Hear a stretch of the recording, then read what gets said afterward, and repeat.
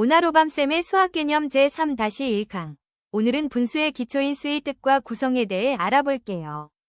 먼저, 분수는 왜 만들어지게 되었을까요? 자연수는 1, 2, 3처럼 물건의 개수를 셀 때는 정말 잘 쓰이는 수예요. 하지만 문제가 하나 생겨요. 바로 한 개를 나누는 순간이에요. 예를 들어, 피자 1판을 친구와 똑같이 나누려고 하면 어떻게 될까요? 1보다 작아지긴 했는데, 그렇다고 0은 아니죠. 이때 자연수만으로는 얼마만큼인지를 정확히 말할 수 없어요. 그래서 이런 생각이 필요해졌어요. 1보다 작은 조각을 나타낼 수 있는 새로운 수가 필요하지 않을까? 바로 그때 등장한 게 분수예요. 분수는 전체를 나눈 한 부분, 즉 1보다 작은 조각을 나타내기 위해 만들어진 수랍니다. 그렇다면 이제 궁금해지죠? 분수는 도대체 어떤 뜻을 가지고 있고 어떻게 생겼을까요? 분수는 전체, 하나를 똑같이 나눈 것 중에서 그 일부분을 나타내는 수예요. 여기서 가장 중요한 말이 있어요. 바로 똑같이예요. 전체를 똑같이 나누지 않으면 그건 분수가 될 수 없어요. 여기 있는 것들을 한번 볼까요? 커다란 수박 한 통, 작은 귤 한 개, 피자 한 판, 자르기 전이 긴 끈. 크기도, 모양도 다르지만 공통점이 있어요. 나누기 전에는 모두 전체, 1이라는 점이에요. 그런데 이 전체를 똑같이 나누는 순간 새로운 이름이 생겨요. 바로 분모예요. 분모는 전체가 몇 조각으로 나뉘었는지 알려주는 숫자입니다. 예를 들어 수박 한 통을 2조각으로 나누면 분모는 2, 피자 한 판을 8조각으로 나누면 분모는 8이 되는 거죠. 앞에서 전체를 어떻게 나눴는지는 분모가 알려준다고 했는데 그럼 그 중에서 내가 고른 조각은 어떻게 나타낼까요?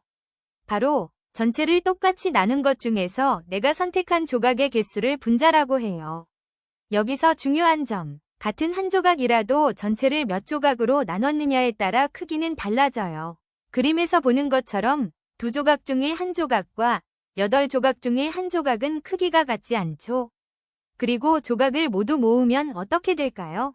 4조각으로 나눈 것 중에서 4조각을 전부 모으면 다시 전체, 즉 1이 된답니다.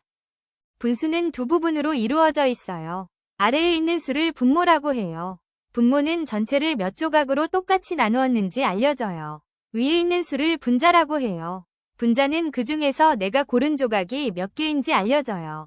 예를 들어 3분의 2는 3조각으로 나눈 것 중에서 2조각이라는 뜻이에요. 분수는 항상 분모분의 분자로 읽는답니다.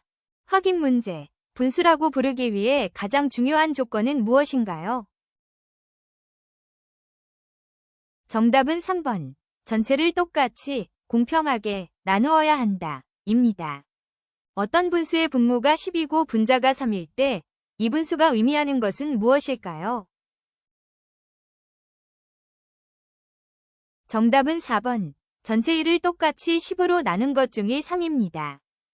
오늘 배운 내용 알잘딱깔센하게 정리해봅시다. 분수란 전체를 똑같이 나눈 것 중의 일부분을 나타내는 수이며 가로선을 하나 긋고 그 위아래에 숫자를 써서 나타내는데요. 먼저 가로선 아래에 있는 숫자는 분모라고 불러요. 전체를 총 몇 조각으로 나누었는지를 보여주죠. 그 다음 선 위에 있는 숫자는 분자입니다. 나눈 조각들 중에서 내가 실제로 몇 조각을 가졌는지를 나타낸답니다. 전체를 나누는 기준인 분모, 그리고 그중 주인공인 분자. 이 두 숫자가 만나 하나의 분수가 완성되는 거예요. 지금까지 오나로밤쌤이었습니다. 다음 시간에 또 만나요.